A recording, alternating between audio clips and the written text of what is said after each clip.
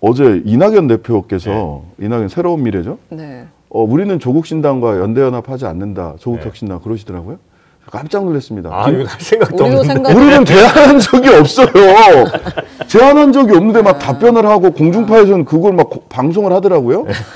와, 김치국 드링킹 오지다. 절대 이제 무서운 시간이 지나고. 근데 왜 이렇게 무서웠던 거예요? 네, 병리현상 주인공 신장식 변호사님. 그런가 보다 했네. 네, 모시고 우리 조국 혁신당, 조국신당 이야기 좀 나눠보도록 하겠습니다. 어서 오십시오. 네, 안녕하세요. 오랜만에 뵙습니다. 안녕하세요. 네, 그리고 최은경 기자님도 함께합니다. 안녕하십니까. 네, 조금 전 김경진 전 의원 얘기를 좀 들으셨죠? 아니, 병리현상, 도륙, 막 이러시길래, 이건 분명히 조국혁신당을 두고 하는 얘기다라고, 정확하게는 말씀을 못 들었습니다만, 그런가 싶었어요. 네. 그분의 말씀을 좀 정리해 말씀드리면, 어떻게 조국 같은 사람을 이 많은 사람들이 지지할 수가 있느냐. 이건 집단적 병리 현상 아니냐. 그러니까 거기에 이제 핵심은 조국이라는 사람은 이미 꼭 검찰을 떠나서도 재판부, 그러니까 사법부에서도 이미 2번의 유죄를 받았고 그 주변 가족들, 주변인들은 이미 대법원 확정 판결까지 받은 사람이 있을 정도로 유죄가 너무나 명확한 사람인데 이 사람을 이렇게 많이 지지한다는 것 자체가 이게 말이 되느냐.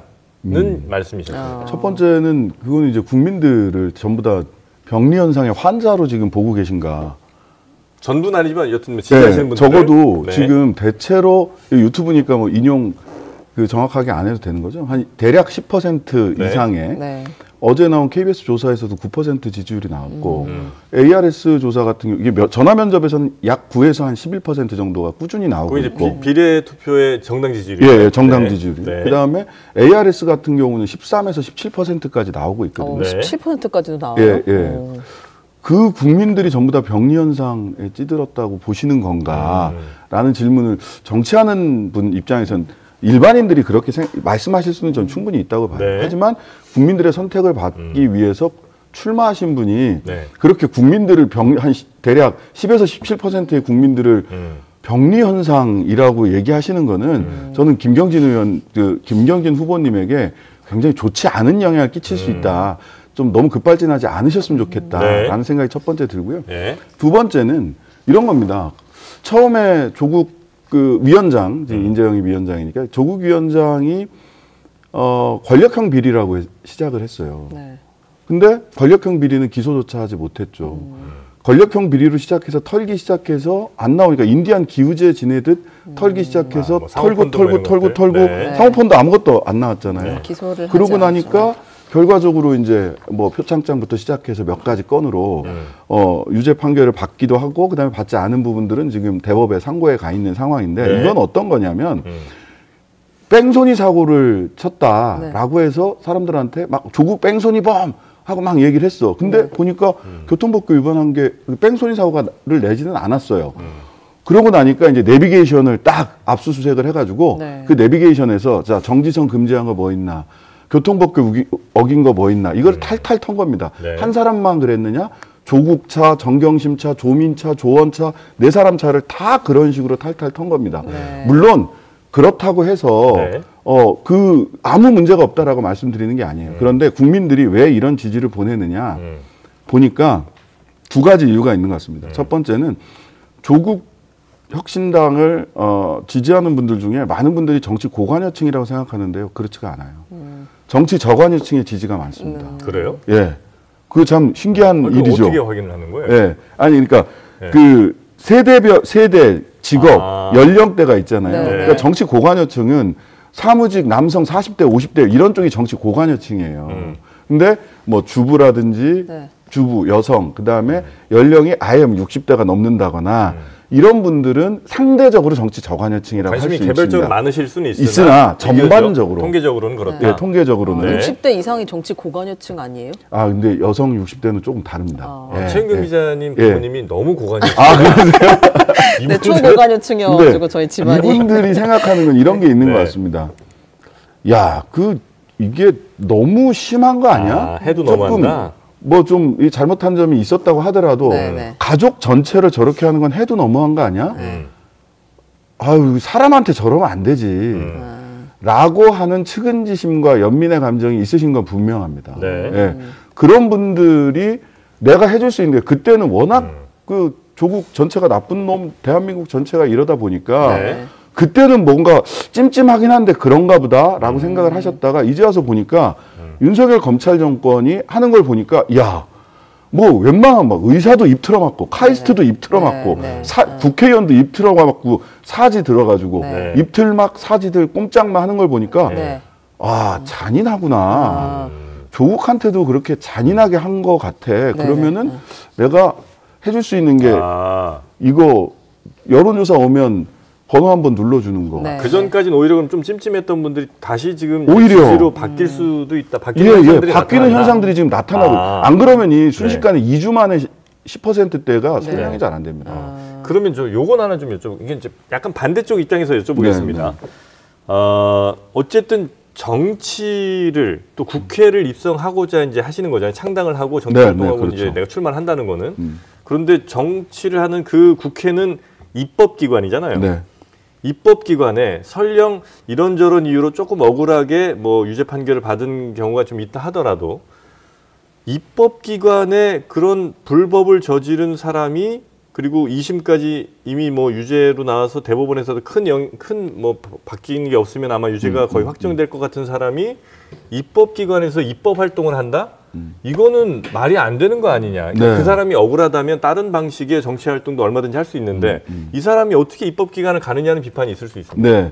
두 가지인데요. 첫 번째는 원론적으로 보자면 무죄 추정의 원칙이 있기 때문에 아직 대법원 판결이 나오지 않았다. 또 파기환송돼서 더 길게 사실관계조차 다퉈야 될 가능성도 여전히 남아있다라는 게 이제 원론적인 거고요. 그다음에 이제 정치적인 영역으로 돌아오면 국민들은 그런 판단을 각자의 판단 아무리 무죄 추정의 원칙이라고 하지만 언론에서 드러난 사실관계라든지 또는 본인들의 평가에 따라서 적절하지 않다라고 생각하시는 국민들이 충분히 있을 수 있다. 이런 건 당연한 거라고 저는 생각을 하고요. 인정을 하고 안 하고의 문제가 아니라 당연한 사실이다. 그냥 객관적 사실이다라고 생각을 하고요.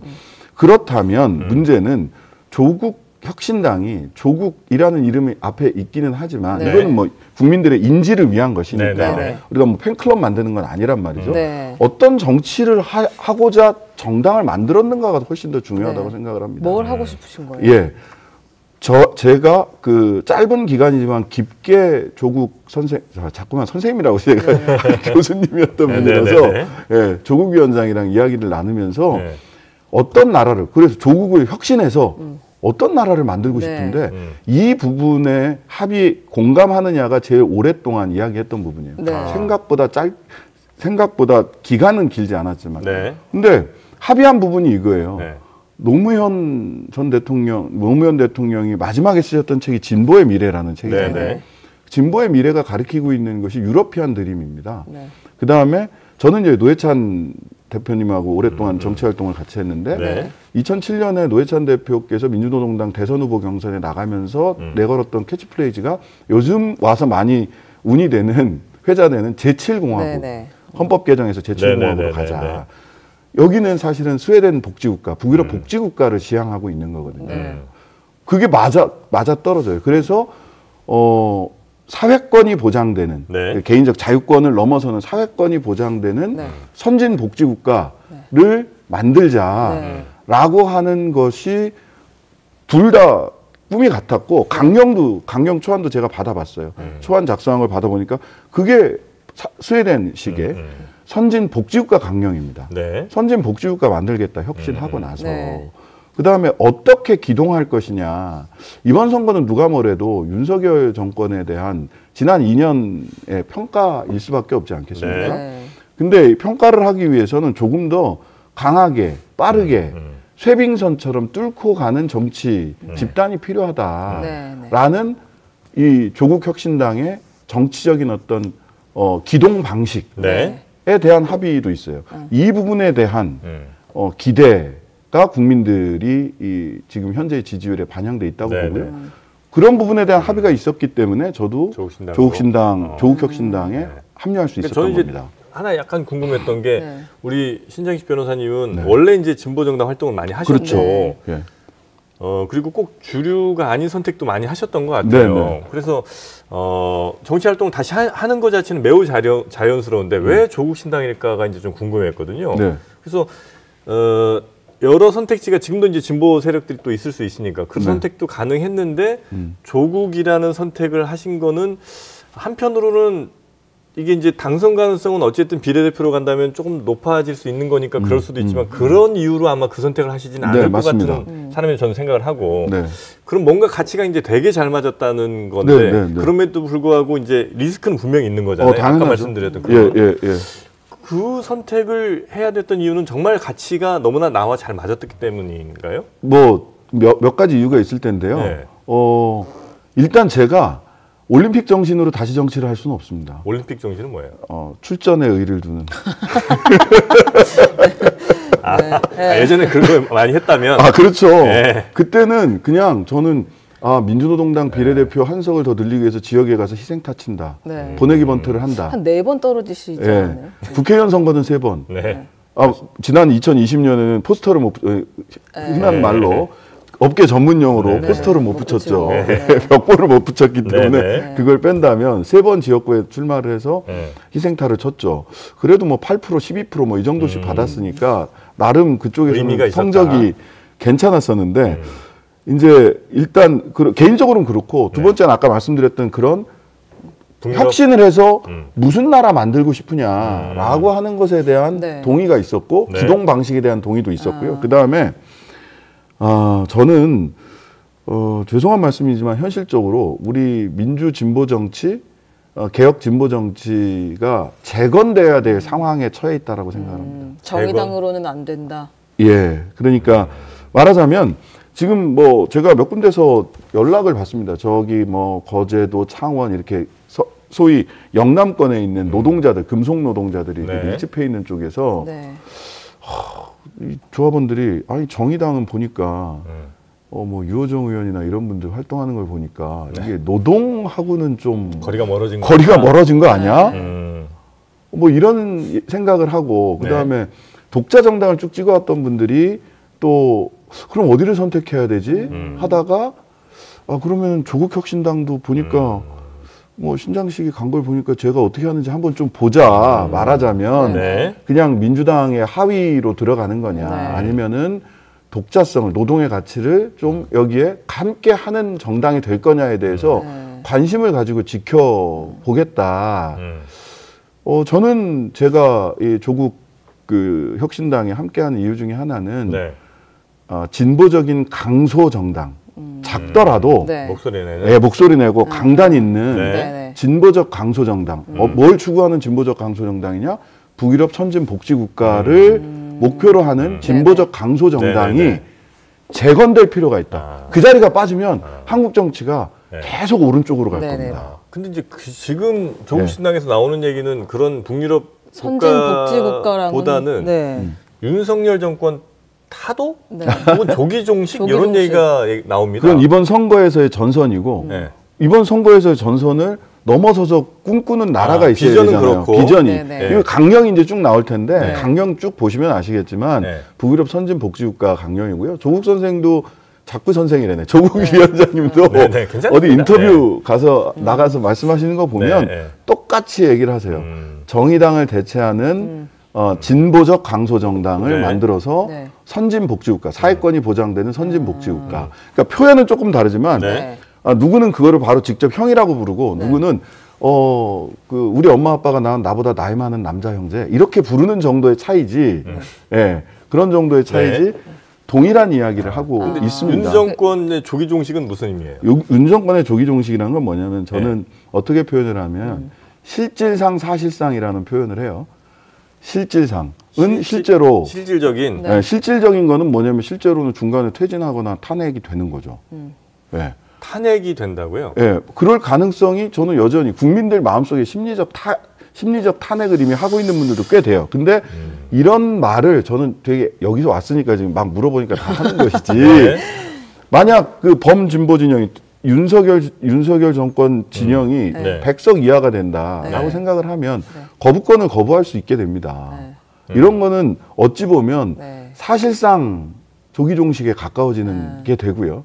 저는 그 다음에 굉장히 핵심적인 부분이 있는데 오늘 쌍특검도 어제 다 네네네. 됐잖아요. 근데 제가 주목하고 있는 것은 고발사주 사건입니다. 네. 이 고발사주 사건 아시다시피 네. 그 손준성 검사가 당시 수사정보정책관실 대장이었는데 여기서 문건 만들어서 김웅, 조성은 네. 국민의힘으로 네. 전달된 거잖아요. 네. 1심 판결에서 검찰이 조직적으로 선거에 개입할 목적으로 문건을 만들어서 전달했다라는 사실관계가 네. 1심 판결에서 인정이 됐어요. 판결문에. 선거- 판결문에 그렇게 나와요. 음. 검찰 수사정보정책관실이 네. 조직적으로 선거에 개입하기 위해서 문서를 전달을 했다. 이거 고발 자체는 선거 이후에 이루어졌지만 했죠. 실제로 그렇게 됐다라는 네, 네. 거예요.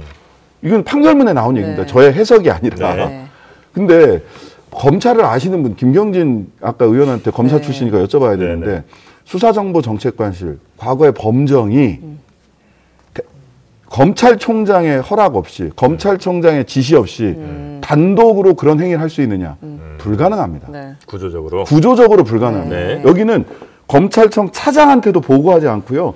총장한테 직보해요. 네. 그리고 그 고발사주 문건의 피해자가 누구로 적시되어 있느냐? 네. 윤석열, 김건희, 한동훈 돼 세 명으로 있죠. 적시되어 네네. 있어요. 즉 손준성 검사는 이 고발사주 문건을 작성해서 전달할 동기가 없어요. 동기가. 네. 그러면 이 건이 네네. 이 건이 총선 이후에 특검, 고발사주 특검이 이루어진다면 네. 이미 공수처에서도 대통령 입건해서 수사가 시작됐습니다. 고발사주 건에 대해서. 그렇다면 실제로 검찰총장으로서 그리고 그 이후에 대통령이 된 이후에 이 네. 사건을 무마하기 위해서 했던 네. 여러 가지 정치적 사실상의 행위들이 드러날 수밖에 없고요. 이건 굉장히 중요한 탄핵 사유 중 하나가 될 수도 있는 네네. 건이다. 그러면 조금만 더 이렇게 네. 당 얘기로 한번 네, 끌어볼게요. 네. 그러려면 이겨야 되고 숫자가 있어야 그렇습니다. 되잖아요. 그런데 이제 조국 전 장관 이렇게 얘기했잖아요. 동지들이 내가 하루 국회의원을 하루밖에 할 수 없을 수도 있다. 근데 내가 나가더라도 동지들이 대신할 것이라고 했는데 네. 이 당에 그럼 어떤 동지들이 지금 오고 있나요? 조국 전 장관님이, 조국 인재위원장님이 네. 입이 굉장히 무겁습니다. 민정수석을 해서 그런지 네. 저랑 이렇게 영입 지금 관련해서 신장식밖에 없는 당 같은데 지금 누굴 영입을 하고 있는 건가요? 아니에요. 하이킥 아니고요. 오겠다, 하이킥. 정춘생 그 민주당 공보국장이 가긴 했는데 보니까 예, 정춘생 국장 같고 뭐 황운하 의원 같은 경우도 네. 검찰 개혁을 가장 선명하게 외치는 곳은 네. 조국혁신당이다라는 네. 말씀을 하셨죠. 관련해서 나를 믿고 기다려달라. 창당대가 일요일이거든요. 네, 네. 창당대 이후에 연속해서 계속해서 영입 인사를 영입 인사를 발표한다. 발표할 것이다. 아, 근데 충분히 얘기되는 분들이 계신데 아직은 이제 입이 좀 무겁게 계시는 거죠. 정말 무거워요. 네. 민정수석 출신이라 그런가 봐요. 깜짝 놀랄 만한 분 있습니까? 아니 뭐 저는 그렇게 들었습니다. 네, 믿고 기다려달라. 아, 이게 근데 기간이 네. 그렇게 얼마 남지 않았어요. 그러네요. 3월 네, 네. 21일과 22일이 후보 등록이거든요. 등록해야죠. 네. 후보 등록하는 기간인데 후보 등록하려면 준비해야 될 서류가 굉장히 많습니다. 아, 제가 보기엔 재산 서류, 정가 서류, 예, 가족 뭐, 관계 뭐 예, 이런 거 다 예. 준비해야 굉장히 되는 무거운 거고요. 서류들이 네, 많아서 네. 시간이 걸려요 일단 기본적으로. 3월 15일을 전후해서는 그러니까 창당대회 이후부터 3월 15일 전후 즉 한 2주간 네.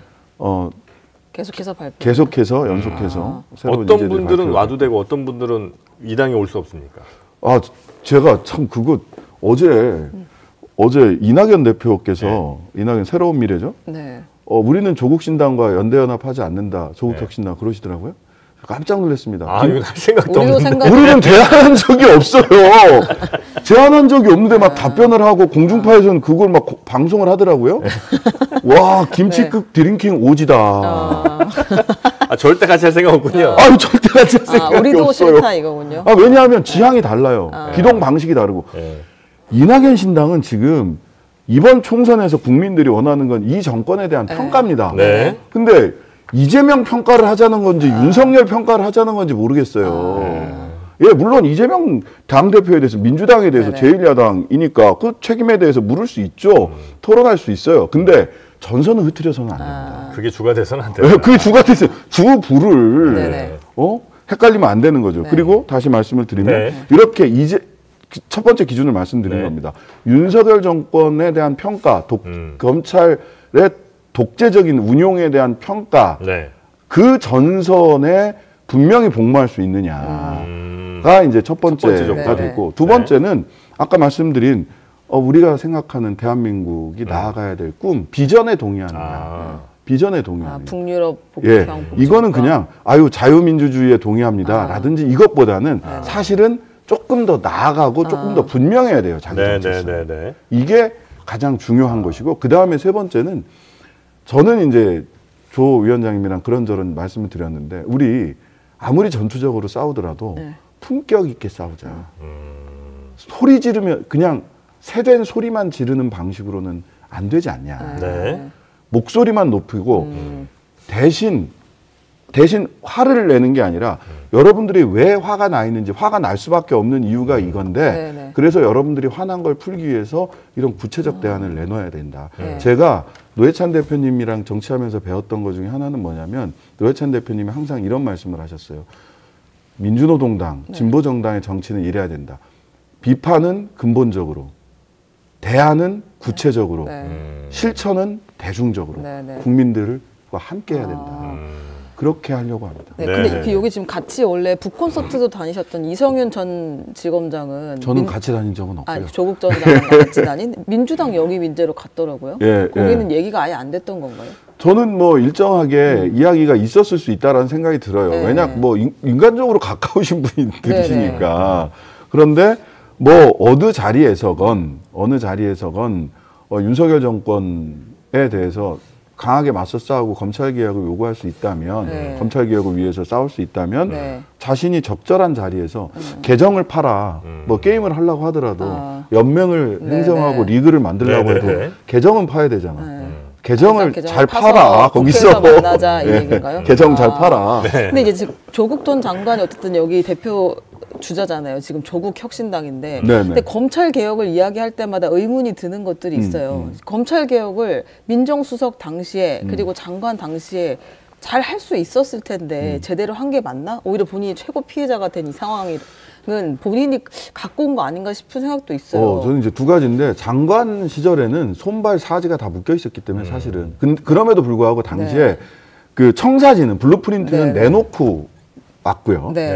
그 이전 블루프린트는 내놓고 왔고요. 그다음에 민정수석 당시에는 내부적으로 사실 이제 윤석열 검찰총장에 대한 인사에 대해서 분명한 반대 입장을 보였었던 것이고, 그거는 뭐 당시 청와대에 있던 분들도 다 이야기하는 바예요.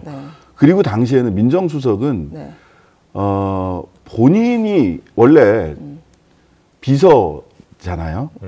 비서는 비서들은 그러니까 뭐 수석비서일 뿐이죠. 비서는 귀만 있고 입이 없는 게 맞습니다. 대통령의 뜻을 거스를 수는 없다. 귀만 있고 입이 없는 게 맞아요. 저도 민주노동당 시절에 당대표 비서실장을 했었는데 한 달 만에 그걸 깨달았어요. 귀만 있고 입은 없는 게 의견을 제시하거나 뭔가를 바꾸려고 하는 건 안 되고 그 모시는 분의 이야기를 잘 들을 수밖에 없는 상황이다. 잘 듣고 그다음에 그분의 판단에 도움을 드릴 수 있는 이야기, 의견을 전달하는 것까지가 역할이지 내가 나서서 뭘 하겠다라고 하는 순간 큰일 납니다. 그럼 조국 당시 민정수석이 권력기관 그 개혁안 브리핑을 했던 거는 본인 입으로 어쨌든 한 거잖아요. 민정수석의 입으로. 그때 이제 직접 수사, 검찰이 직접 수사를 축소를 하되 특수수사에 한해서는 검찰이 직접 수사를 인정한다. 그래서 사실상 그 검찰이 빠져나갈 구멍을 다 만들어줬다는 이야기가 지금까지도 있단 말이에요. 그런 질문이 그때도 많이 나왔었고 그리고 윤석열 서울중앙지검장을 검사장을 내려놓고 중앙지검장 검사장 아닌 걸로 내려놓고 갑자기 거기서 검찰총장으로 그냥 2단계 높여서 발탁하는 이런 그 당시에 혁신 인사라고 보여요. 이 과정에서 조국 전 장관이 그러면 아무것도 하지 않고 반대를 했지만 대통령의 뜻에 따라 그냥 발표만 했다. 이렇게 봐야 되는 거예요. 아니 뭐 그렇지는 않을 거라고 보고요. 저도 뭐 대통령실 사정, 당시 청와대 사정을 제가 다 드릴 수 있는 말씀은 제가 다 드릴 수는 없죠. 사실 잘 모르기도 하고. 다만 공식적으로 언론에 드러난 것만 가지고 이야기를 하고 있는 건데 그래서 당시에 조국 전 장관, 조국 위원장이 그 당시로 돌아간다면 뭐가 제일 안타깝고 후회되느냐라고 했을 때 두 가지가 윤석열 검찰총장을 끝까지 막지 못했던 것. 그 다음에 아이들을 생각하면 장관에 취임한 것 자체를 이 두 가지를 타임머신이 있다면 이 두 가지를 가장 아쉬워하는 부분이에요. 인간적으로 그래요? 이해가 가요. 그러니까 언론에서도 그런 말씀을 본인의 하셨거든요. 선택에 후회가 있다는 예, 예. 문재인 대통령 그때 당시에는 윤석열 총장에 대한 신임이 대단했습니까? 그러니까 최근에 뭐 보도 나오는 걸로 봐도 네. 조국 전 장관을 뭐 기소해야 되겠습니다. 이런 얘기를 할 때도 문재인 대통령이 뭐 고맙습니다. 뭐 이런 얘기를 했다는 이제 뭐 그냥 보도가 나오곤 있잖아요. 뭐 고맙다는 사실인지 것까지는 모르겠습니다만. 아니지만. 예. 네. 그래서 그러면 조국 전 장관에 대한 어떤 신뢰나 이런 것보다도 윤석열 총장에 대한 믿음이 훨씬 더 아니 저는 컸었나? 그러니까 사실 문재인 대통령께서 가지고 있는 이 심성이나 사람을 대하는 태도 이런 거 우리나라 국민들이 다 알고 계시다고 네. 봐요. 그걸 한쪽에서는 고구마 100개 먹은 듯 답답하다 이렇게 얘기하시는 분도 있고 한쪽에서는 품격이 있고 정말 지혜로운 또 어떤 분들은 이게 그 약간 신부님 같다라는 느낌을 갖는 분들도 계세요. 네. 근데 저는 사실은 이게 뭐 유튜브니까 조금 더 솔직하게 말씀드리면 윤석열 검찰총장, 윤석열 대통령을 이해하기 위해서 정말 노력을 많이 했어요. 누가요? 제가. 그래요? 왜냐하면 여기도 윤석열 대통령 이해하려고 엄청 매일매일 노력하는 엄청 노력을 했어요. 매일 생각해요. 네. 그리고 저는 사실은 개인적으로는 윤석열 대통령이 검찰총장으로 갈 때 반대하는 입장이었어요. 물론 공직을 갖고 있었기 때문에 공식적으로 얘기를 못했어요. 왜 반대했냐면 검찰 권력, 모든 권력은 특히나 이런 소위 정치학적으로 얘기하면 공인된 국가폭력기구라고 하잖아요. 이것도 폭력이라고 했다고 뭐라고 꼬투리 잡. 그건 그냥 사회과학 용어입니다. 네. 군대, 검찰, 경찰 이런 공인된 네네. 국가폭력기구라고 독점적인 하잖아요. 권력이죠. 독점적 권력이잖아요. 공인된. 근데 이런 기구는 절제론자들이 대장을 하는 게 맞다라는 게 저의 일관된 소신이에요. 네네. 이거를 권한을 가지고 있다고 풀스윙하는 사람은 분명히 풀스윙. 문제를 네. 발생시킵니다. 사고 친다. 네. 예. 풀스윙하다가 자칫하면 자기 뒤통수 자기 뒤통수 치고 옆에 있는 포수 때리고 이렇게 되게 돼 있습니다. 네. 그냥 방망이 저쪽까지 날려버리고 애꿎은 투수 그렇게 맞고. 되는데 투수 맞고 네. 예, 그렇게 된다면 더가웃에 있는 사람까지 잘못하면 맞아요. 그만하세요. 너무 많이 네. 했어요 지금. 근데 너무 그렇게 많이 맞은 사람이 너무 많다 보니까 네. 절제론자여야 되거든요. 사법에는 적극론과 소극론이 있어요. 오래된 법 철학의 네네네. 논쟁이잖아요. 그래서 이분은 풀스윙론자더라고요. 개인적으로 전혀 몰랐는데. 네네. 근데 반대를 하셨고. 그래서 반대를 했는데 제가 보기에는 이분이 일관성은 뭐냐 하면 같이 근무했던 그 검사의 선배들이나 이런 분들하고도 얘기를 했는데 네. 왜 그걸 넌 이해를 못하니 그러시더라고. 그 양반은 자기한테 힘이 되는 선택을 해. 그러니까 이해가 가요. 그때는 소위 박근혜 대통령을 때려잡을 때는 죄송합니다. 박근혜 대통령을 그렇게 강하게 수사할 때는 그렇게 했을 때 본인에게 힘이 된다라고 생각을 하시고 수사를 한 거고요. MB 수사할 때도 마찬가지. 그리고 조국 전 장관 당시 전 장관 시절, 장관 시절 조국을 수사하는 게 본인에게 힘이 된다라는 판단을 저는 했던 것이 아닐까.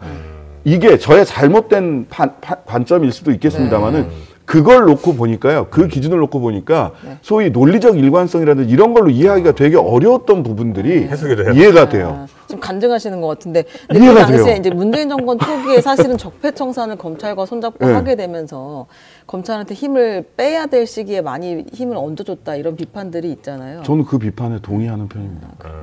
그 검찰 개혁이 이 조국 혁신당의 핵심이라고 하면 그 소나무당이랑도 손을 잡을 수 있는 거 아닌가? 소나무당. 네네. 거긴 검찰 해체당이잖아요. 거기랑도 손을 잡을 수 있는 것은 아닐까요? 국가 비전이 뭔지 모르겠어요. 아직. 국가 비전이 맞으면 함께할 수. 국가 비전이 뭔지 모르겠고요. 아직 뭐 조금 더 강령이나 정책이나 네네. 제가 뭐 진보 정당 출신이라서 그런지 가치, 비전, 강령, 정책 이런 거 굉장히 중요하게 생각하거든요. 들어오기 전에 너무 진지하고 아니, 너무 막 독립운동하는 마인드가. 아니요.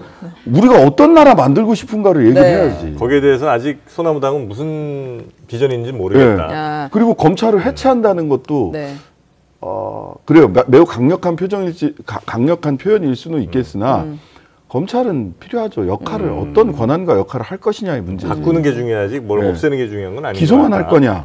지금 남아있는 수사권은 그러면 어떻게 정리할 거냐. 이런 부분들에 대해서는 맞춰봐야 될 필요가 있는 거죠. 하나만 더. 지역구는 민주당, 비례는 조국 혁신당을 뽑아달라 이렇게 얘기를 하고 계신데 지민 비조. 안부터 입에 안 붙습니다. 아니 자꾸 하면 붙습니다. 아, 네, 지민 비조가. 네, 아직 근데 지역구는 민주당 비례는 혁신당이라고 주장하고 계신데 네. 그게 과거에 열린민주당이 했던 방식이기도 하잖아요. 근데 그랬나요? 거기랑은 또 네. 거기랑은 연결이 잘 안 되나요? 열린민주당은 지금 남아있긴 합니다. 네. 남아있긴 한데 이미 이제 주요 정치인들은 전부 다 민주당으로 민주당으로 입당, 들어가고. 합당을 네. 하셨고요.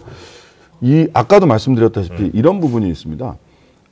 저는 지금 민주당이 정말 잘 됐으면 좋겠어요. 네네. 왜냐하면 민주당이 지역구에서 151석을 넘겼으면 좋겠어요. 네. 왜냐하면 지역구에서 민주당이 이렇게 100석 가까이 뭐 지금보다 더 아래로 내려가고 하잖아요. 네. 그러면 조국혁신당에 표를 나눠줄 여지가 없습니다. 네. 민주당 지지자들 입장에서. 복간에서 인심 나누군요. 그럼요. 네. 민주당이 지역구에서 저는 151 이상을 네. 지난번처럼 단독으로 돌파하기를 바래요. 네. 그 다음에 지역구에서 단독 돌파를 하는데 또는 뭐 야권 단일 후보도 있죠. 네. 그쪽에서 이제 그쪽이 돌파하기를 바라고요. 돌파하는데 이런 게 있습니다. 소위 아까 얘기한 저관여층들 있잖아요. 아유 사람한테 저렇게까지 해서는 안 되지. 라는 분들은 저관여층이기 때문에 꼭 투표를 해야 되겠다. 죄송합니다. 이런 마음이 있는 투표 동인이 네. 상대적으로 약한 분들이세요. 이분들이 조국혁신당이 나옴으로써 투표장에 갑니다. 그 다음에 정의당이 노동하고 멀어진 것 같아 라고 하는 분들도 네. 투표장에 안 나갈 가능성이 있는데 조국혁신당이 생기면서 투표장에 갈 동인이 생겼어요. 조국혁신당이 나오면서 오히려 민주당에도 도움된다. 그렇죠. 투표장에 이런 분들이 깎아먹는 게 아니고 깎아먹는 게 아니라 투표장에 안 나가실 분들이 투표장에 나오면서 투표장에 가면 지역구는 그러면 안 찍겠습니까? 누군가 찍게 돼 있습니다. 이왕이면 민주당 찍으실 거다. 그럼 네. 이 당은 나중에 그 열린민주당에서 의원된 분들이 민주당으로 가셨던 것처럼 나중에 민주당으로 다시 들어가거나 합당하는 형식으로 이 부분에 대해서도 많은 오해들이 있는데 조 전 장관도 그렇고 조 위원장님도 그렇고 저도 그렇고 굉장히 단호하게 방송에서 이야기를 하고 실은 그 부분에 대해서 사람들 눈이 많으니까 서로 영입과 관련해서 네네네네. 맞춰보는 것 중에 하나였습니다. 네. 차에서 둘이 앉아가지고 카페가 너무 붐벼서 들어갈 수가 없어. 차에서 제 차에서 둘이 앉아가지고 얘기를 했어. 좀 그만 좀 하세요. 본인은 불리하게 자꾸 아니야. 충분히 우리가 일부러 안 사죄 꺼내고 드리고 있는데 있고. 지금. 네, 괜찮습니다. 어차피 제가 감당해야 될 몫입니다. 네, 네. 얘기했던 것 중에 네. 민주당이랑 합당하지 않는다. 합당하지 않는다. 예, 합당하지 않는다. 그래요. 아까도 말씀드렸잖아요. 네, 합당 못하는 건 아니고요. 아닙니다. 그건 좀 민주당이 못할 수도 있죠. 네. 못할 수도 있어요. 왜냐하면 정치적으로 굉장히 부담스럽고 네. 민주당은 중도까지를 포괄해서 네. 스펙트럼이 넓기 때문에. 근데 왜 합당하지 않는다라는 표현을 뭐라고 얘기를 했냐면 조 위원장님은 정의당을 대체하는 진보적 강소 정당이 되겠다라고 얘기를 했어요. 합당하지 않는다. 왜 그러면 합당하지 않는 이유가 그럼 그 지향만 있는 거냐? 그렇지 네. 않아요. 쇄빙선이 되겠다라는 말씀을 제가 계속 드리는데 네. 옆에 본진이 뒤에 들어오기 위해서 쇄빙선이 얼음을 뚫고 나가야 먼저 되잖아요. 먼저 선발대로 네. 항공모함 앞에 전투정이 있는 네, 것처럼 네, 네. 쇄빙선이 되겠다. 이게 그냥 레토릭이 아니라요. 생각을 해보세요. 민형배와 조정훈을 생각해 보시면 됩니다. 민형배 의원과 조정훈 의원이 둘 다 법사위에 있었죠. 네. 근데 특검법이나 법안 처리를 해야 되는데 이게 국회 선진화법에 따라서 교섭단체가 1대1로 대립할 때 이 네. 법안을 어떻게 처리할까 안건 소위라는 걸 소집하게 네, 돼 네. 있습니다. 안건 소위에 비교섭 단체가 네. 한 명 들어가게 돼 돼 있어요. 있죠. 네. 그런데 여기서 대치가 되니까 네. 아유. 민형배 네, 의원이 네, 네. 탈당을 해서 무소속으로 해서 비교섭 안건 소위에 들어가서 들어갔죠. 안건 처리를 네. 했어요. 그래서 그렇게 할 위장 수밖에 탈당 없었던 거예요. 논란이 민형배 의원 있었죠. 입장에서는 욕먹을지 뻔히 알지만. 네. 그리고 김건희 특검 때는 네. 조정훈 시대전환, 지금은 국민의힘으로 갔지만 시대전환 의원이 안건 소위에 들어가서 김건희 특검을 법사위에서 처리가 안 되도록 했습니다. 네. 따라서 역할들을 좀 조국혁신당이 네. 그런 각 상임위원회 네. 10명 이상의 조국혁신당 의원들이 각 상임위원회에 들어가서 양대 정당이 대치하고 있을 때 네. 안건 소위에 그 한 사람이 들어가면 거기서는 쇄빙선처럼 그 안건이 처리될 수 있는 길이 뚫리는 겁니다. 네. 쇄빙선은 단순히 레토릭이 아니라 네. 국회 안에서 네. 쇄빙선 같은 정당이 할 수 있는 구체적인 이야기를 드리는 겁니다. 답답한 국회 상황을 막 깨면서 갈 수 있는 갈 수 있어요. 선봉장이 될 수 있다. 제3정당 심지어는 제3정당이 원내교섭단체 지금은 20석이기 때문에 쉽지 않은 목표라는 거 압니다. 하지만 원내교섭단체 숫자 구성하는 숫자가 줄어든다면 원내교섭단체가 되잖아요. 그러면 교섭단체 간 협상을 통해서 안건을 다 처리한다거나 국회 운영이 되게 돼 있거든요. 그랬을 때 2대1이냐 1대1이냐 뭐가 더 진보 개혁을 위해서 필요한 일인가 국민들이 선택하실 수 있다고 봅니다.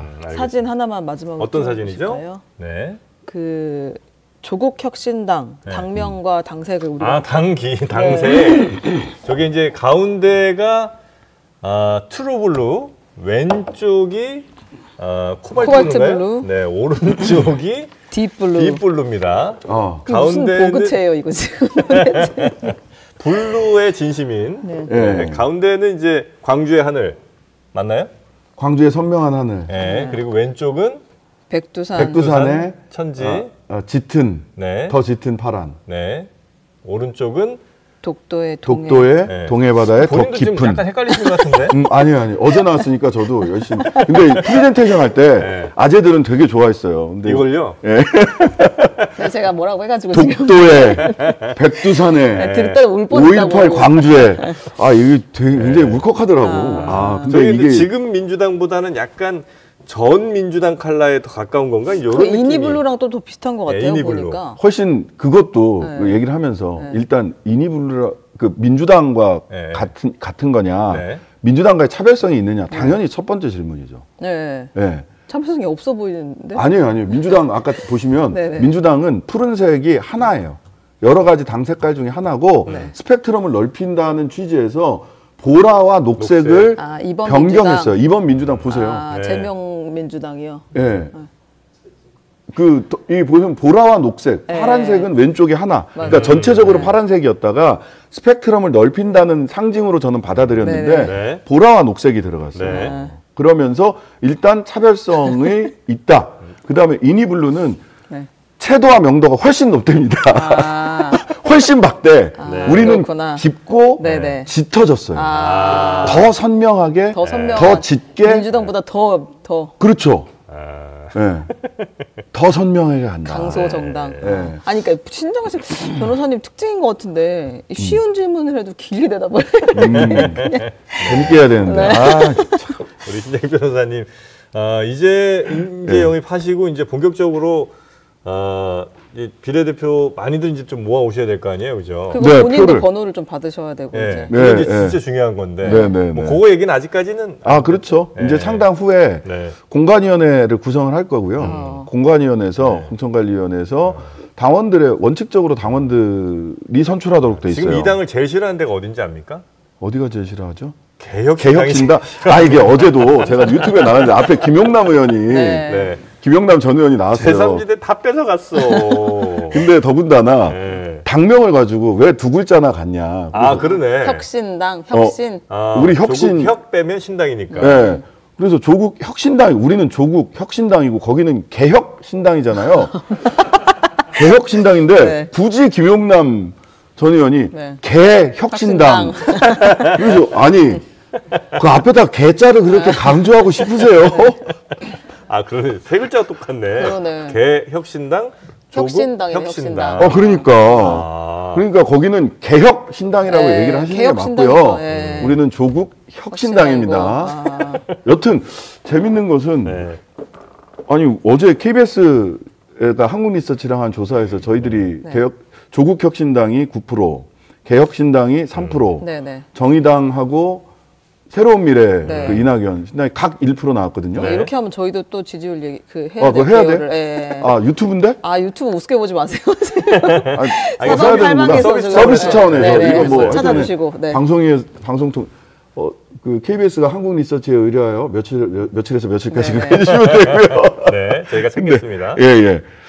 근데 전 이번 일주일 동안에 공중파 섭외를 단 한 번도 받아본 적이 없어요. 그래요? 인터뷰도 한 번. 서운함을 지금 유튜버에서 토론하시는데. 아니 그게 아니라 이유가 궁금해. 왜 그럴까? 저 안 웁니다. 울지 않습니다. 저 무서운 사람 아니에요. 아니 MBC에서 그렇게 오래 하셨는데. MBC는 곤란할 거라는 느낌을 가지고 있어요. 지금 MBC가 신장식 변호사 때 벌점 너무 많이 받아가지고 보고 싶지 않을 거예요. 그다음에 뭐 선방위원회 위원 한 사람이 먹튀했다 뭐 이렇게 얘기하니까. 방송하다가 갑자기 근데 그건 한번 해명하시긴 하셔야죠 사실. 아니, 먹튀가 아니라 강퇴죠. 그것도 주방장 강퇴예요. 근데 강퇴 당하자마자 약간 기다렸다는 듯이 입당을 했으니까 기다렸다는 듯이라니. 정말 저는 방송하겠다고 여러 번 말씀드렸는데 나 이사했어. 만약 강퇴가 되지 않았다면 이 정치를 하는 것보다는 방송 진행을 하는 게 그러려고 작정을 하고 그래서 왜냐하면 어차피 우리가 뭐라고 얘기했냐면 우리 제작진 순장조라 그랬어요. 왜냐하면 그 MBC 최대 주주인 박문진 이사진이 올 8월달 되면 전부 다 교체됩니다. 어차피 우리는 끝날 거다. 우리 순장조다. 그러면은 순장조를 자임하고 매사 너무 이렇게 뭐라고 해야 되나? 되게 심각하시네요. 아니 우리 진짜 심각하게 고민을 했다니까요. 야 우리 순장조다. 8월 9월 달까지 진짜 제대로 해보자. 그 순장식의 뉴스아이킥으로 바꾸셨어야지. 순장식의 뉴스아이킥. 좋았네. 그리고 이사했어. 그러고 있었는데 MBC 옆으로 하신 거죠? 네. 여기 JTBC 가깝잖아. 좋죠, 뭐. 그러니까 굉장히 빨리 왔어요. 오늘 너무 여유 있더라고. 여유 있더라고. 이사 온 게 나쁘지 않네요. 방송에 대한 애착이 굉장히 강하신 건 제가 알고 있어요. 그래서 정말 그 방송이 엄청 잘 돼서 좋아하셨었는데. 제가 이 방송을 위해서 아침 일정이 수영장 아침 8시부터 시작을 해갖고 그때부터 수영 끝나고 나면 MBC 가서 MBC 구내식당에서 밥 먹고 점심부터 그렇게 살았어요. 만약에 국회의원 되면 윤석열 대통령한테 감사했어야 되겠네. 그리고 여기 가까워요. 국회까지 상암동에서 15분이면 갑니다. 17분 정도 걸립니다. 아니 저희 그 변호사 사무실은 여의도에 있어요. 그러다 보니까 이사 잘하신 것 같습니다. 여튼 나는 먹튀가 아니라 강퇴다. 그것도 손님 강퇴도 아니야. 입국컷이나 뭐 이런 손님 강퇴도 아니고 열심히 시사 맛집, 시사 맛집 주방장을 강퇴시킨 거예요. 주방장 강퇴. 여기 와서 푸세요 앞으로. 그러니까 주방장 강퇴를 놓고 먹튀라고 하니까 당신들이 나를 벌점을 그렇게 안 줬으면 아니 물론 벌점 줄 수 있죠. 근데 벌점 사유가 도저히 납득하기 어려운 이유로 벌점 사유가 많았어요. 슬픔은 다음에 풀어야겠어요. 시간이 저희 구내식당도 있고 하니까. 오늘은 JTBC 요리 구내식당에서 가능하신지 드시고. 한번 물어보시면 좋겠습니다. 자 우리 신장식 지금 뭐 그냥 변호사라고 하시죠. 변호사님은 저희가 조만간 다시 한번 좀 모시고 신당에 대한 이야기 좀 더 여쭤보도록 하겠습니다. 제가 그 공중파에서 잘 섭외를 안 하니까 장르만 여의도에라도 종종 나오게 되려면 장르만 여의도에 나도라니요. 아니 공중파 말고 유튜브에서는 최고지. JTBC 유일한 정치 방송입니다. 그렇습니다. 굉장히 알겠습니다. 죄송합니다. 지금 제가 자격지심 있어요. 말씀을 잘못했는데 사과드리고요. 죄송합니다. 어떤 비난도 감당하기로 하고요. 장르만 여의도. 좋아요, 댓글, 알림 설정, 구독. 부탁드립니다, 여러분. 자, 신장식이 왔다 갔더니 10만이 됐다. 이렇게 해주셔야 제가 고맙습니다. JTBC에 자주 올 수 있지 않을까. 알겠습니다. 자, 그러면 조만간 다시 한번 또 모실 걸 기대하면서 오늘 여기서 보내드리겠습니다. 감사합니다. 고맙습니다. 감사합니다.